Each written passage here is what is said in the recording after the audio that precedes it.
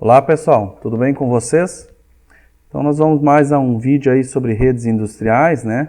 Ainda abordando algumas questões de conceitos gerais, tá? Para depois nós entrarmos mais em alguns assuntos assim de questões bem específicas de redes industriais, tá?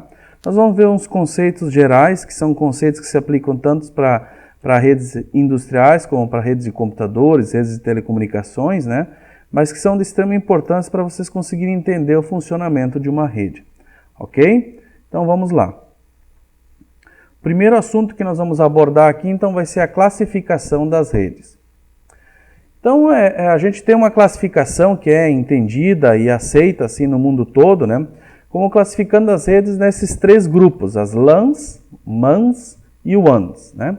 Conforme vocês podem verificar aqui na figura, né?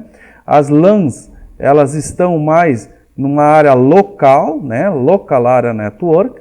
As MANs mais em metropolitana, né?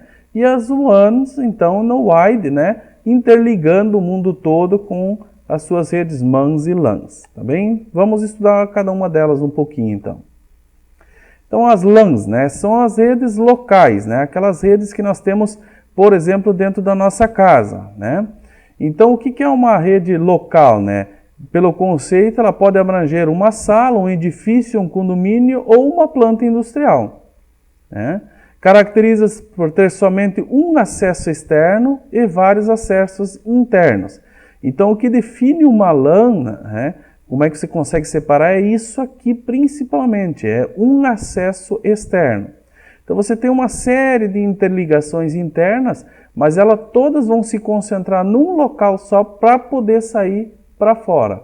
Então, por exemplo, lá na sua casa você tem um roteador Wi-Fi, por exemplo, né? E aí você tem o seu celular, tem a TV, né?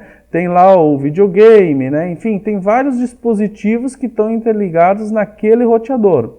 Mas somente o roteador é que sai para a rede externa, para interconectar com uma WAN, por exemplo, uma MAN, né? Então, essa rede é considerada uma rede local, porque ela tem somente um acesso externo. Na indústria é a mesma coisa, né? Você tem vários dispositivos interconectados internamente e eles vão ter um ponto só de saída, né? Então é uma caracterizada como uma LAN, né?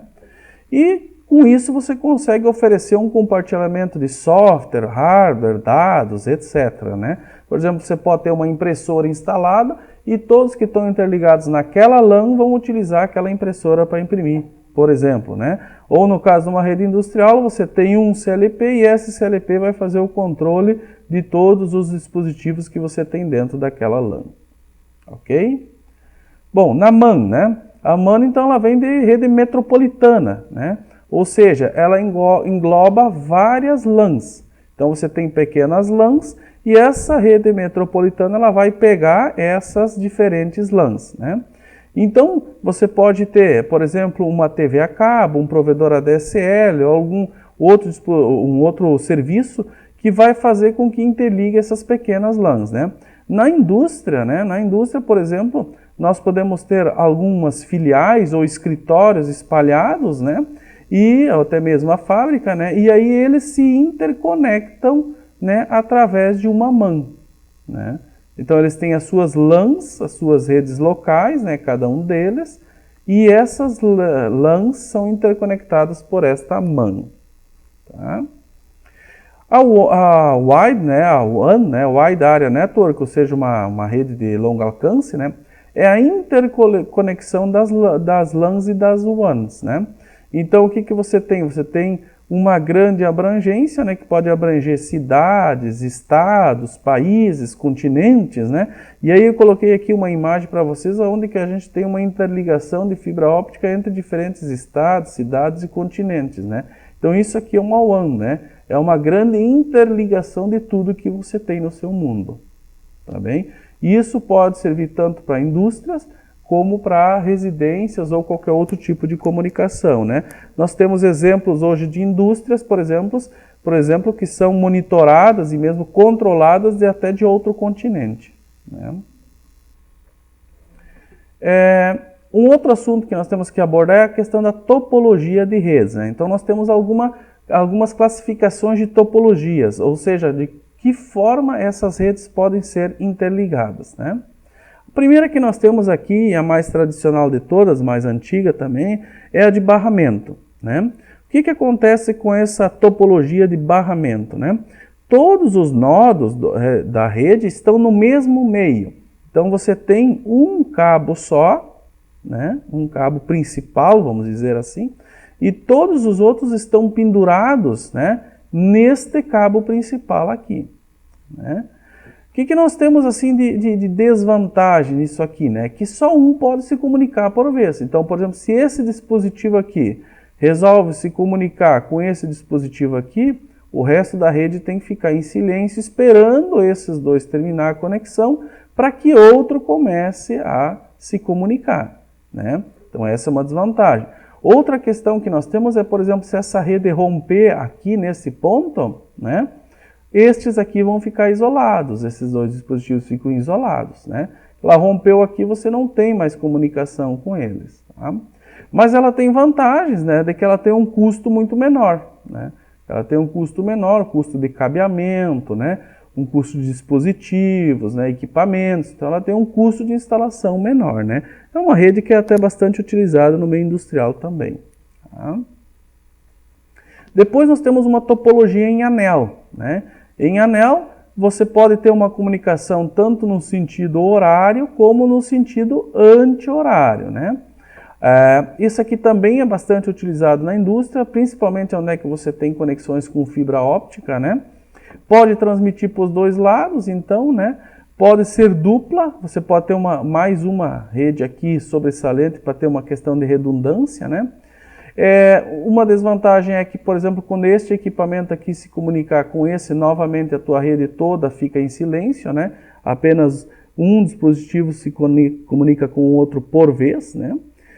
Acabam todos recebendo essa informação e aí o que os outros fazem é descartar ela, né? E só aquele que interessa é que pega, né? Agora você tem uma vantagem nela, né? Que, por exemplo, se você romper esse cabo aqui, nesse ponto, por exemplo, né? Você continua tendo conexão com esses demais, porque daí você comunica pelo outro lado, né? Você pode comunicar tanto sentido horário como anti-horário. Isso facilita quando você tiver uma interrupção na sua rede, né? Um outro modelo é o Estrela, esse aqui é o mais conhecido e talvez um dos mais usados atualmente, né? O Estrela, o que acontece? Ele tem um concentrador no meio dele, que normalmente é um switch, um roteador, né? E todos os equipamentos são interligados nele, né? É mais ou menos o que você deve ter na sua casa, né? Você tem lá um roteador Wi-Fi, por exemplo, né? E aí está o seu celular, né? O seu videogame, a sua TV, tablet, computador, estão todos interligados nele, né? Com cabo ou sem cabo, pode ser também via ar, né? Wireless, né? Ou com cabo, né? Então esse é o que a gente chama de um concentrador, né? Você tem um equipamento central que é um concentrador, né? Quais que são as desvantagens desse tipo de rede, né? A desvantagem dela é que se você tiver um problema nesse concentrador aqui, toda a tua rede cai. Então, por exemplo, esse concentrador é desligado, toda a tua rede vai ficar sem comunicação, né? Uma outra desvantagem é o custo, né? Que você tem um custo muito maior com cabeamento, né? Porque todos eles têm que ter seu cabo individual até o equipamento centralizador, né? Mas por outro lado, né, você tem um ganho porque vários equipamentos podem se comunicar por vez, né? Então eu posso ter esse com esse comunicando ao mesmo tempo esse com esse. Então você tem várias comunicações ao mesmo tempo, né? E se romper um cabo, somente aquele equipamento fica isolado, não demais equipamentos. Então você ganha por um lado e perde pelo outro, mas essa é uma das topologias mais utilizadas hoje, né? Na verdade, muitas vezes você vai encontrar uma junção de topologias, né? Numa parte você tem barramento, daqui a um pouco você tem estrela, daqui a um pouco você já tem anel, né? A gente vai juntando esses diferentes tipos, essas diferentes tipologias aí para tentar facilitar e conseguir atingir, né, aqueles objetivos que a gente tem de comunicação, tá ok? Outro assunto que nós temos que tratar são os modos de transmissão, né? Basicamente, hoje a gente tem disponível dois modos de transmissão, né? Paralela, que é o mais antigo, né? Que talvez vocês estão lembrados, aquelas impressoras mais antigas que tinha porta paralela, né? uma porta bem grande, né? Então a porta paralela, né, hoje ela praticamente não é mais utilizada, né? Mas o que que acontecia, né? Aquele tipo de comunicação ele tinha que ter no mínimo 8 fiozinhos, né? 8 dispositivos físicos aí, né? Aonde que a cada ciclo, né, a cada clock que a gente chama, né, a cada ciclo, ele transmitia 8 bits ao mesmo tempo, formando um byte assim, né? Então a cada ciclo 8 bits era enviado, conforme está demonstrado aqui na figura, né? Então o TX mandava 8 bits e o RX recebia esses 8 bits aí, né? É uma transmissão tanto quanto lenta, né? E muito passível de erro também, né? Ela costumava dar bastante erros, principalmente em conexões muito longas, né? Então isso aqui praticamente não é usado mais hoje. O que se tem hoje muito é o serial, né? O serial, o que que acontece? Você tem um transmissor e um receptor, né? Um RX-TX, né? E é enviado uma informação por ciclo de bit. Então você tem um fiozinho só, um meio físico só, e é enviado uma informação por ciclo de bit. Então é uma atrás da outra. Vai o B1, o B2, o B3, o B4, o B5. E assim eles vão sendo enviados em ordem até o seu receptor, né?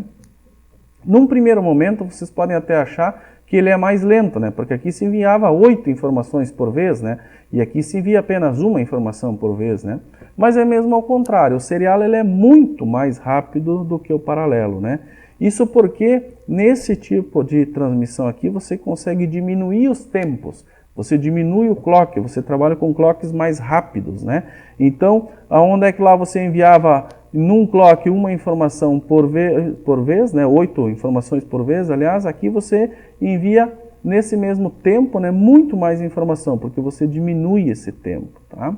Essa aqui é a transmissão que é usada atualmente, né? Hoje, por exemplo, sua impressora ela usa comunicação serial, seu pendrive, né? Tudo que usa USB, né, de uma forma geral, é serial, né? Então nós temos aí vários tipos de comunicação hoje que trabalham com serial, tá? É uma forma mais utilizada atualmente, tá bem? Outro modo de operação, então outro assunto é o modo de operação que nós temos, né? Nesse modo de operação nós podemos ter 3 modelos, um deles é o simplex, né? O que acontece com o simplex? O transmissor A envia para o receptor, né? Então você tem transmissão somente de um lado, né? É o que nós temos hoje praticamente na televisão e no rádio AM, FM, né? Ou seja, lá tem, por exemplo, no rádio tem lá o locutor falando, isso vai para a antena transmite, chega lá no seu rádio e você recebe. Não tem como você, pelo mesmo meio, não tem como você enviar uma resposta, você apenas recebe a informação, tá? Então esse é o modo simplex, né? Hoje praticamente não é utilizado isso aqui em redes, né? Depois nós temos o semiduplex ou half duplex, né? Que o que acontece? Você até consegue enviar e receber informação no mesmo meio, mas não ao mesmo tempo, né? Então um exemplo é por exemplo, um rádio de polícia, né?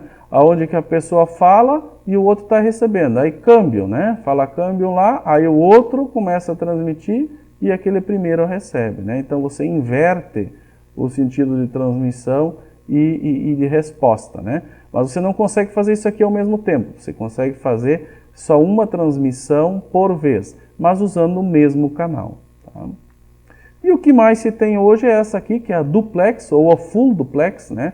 E o que nós temos nessa aqui é uma transmissão do A para o B, né? Ou do B para o A, né? Ao mesmo tempo pelo mesmo meio, que seria no caso o telefone, né? O telefone a gente consegue conversar com a outra pessoa pelo mesmo meio e as duas falando ao mesmo tempo e se escutando, né? Então você consegue fazer uma transmissão em duplo sentido pelo mesmo meio, sem a necessidade de ter um outro meio. Essa é a que é mais utilizada hoje, né? Tanto assim para transmissões de redes como de telecomunicações, né? Hoje é esta aqui que praticamente domina todos os meios de comunicação, né? Em algumas situações, né, nós temos essa aqui, né? Por exemplo, quando a gente trabalha com fibra óptica, né, muitas vezes nós temos um cabo que envia a informação e outro cabo que recebe a informação. Nós temos o RX-TX, né, e o TX-RX, né? Então um cabo envia e outro recebe. Então às vezes em fibra óptica acaba se utilizando este tipo de comunicação aqui, né? Tá? Mas em outros momentos também se usa esse aqui. Ok, pessoal? Bom, pessoal, de momento é isso, né? Nós vamos ter mais algumas aulas ainda falando sobre redes industriais, né? Espero ter contribuído um pouquinho mais aí para ampliar o conhecimento de vocês. Um grande abraço aí e até o próximo vídeo.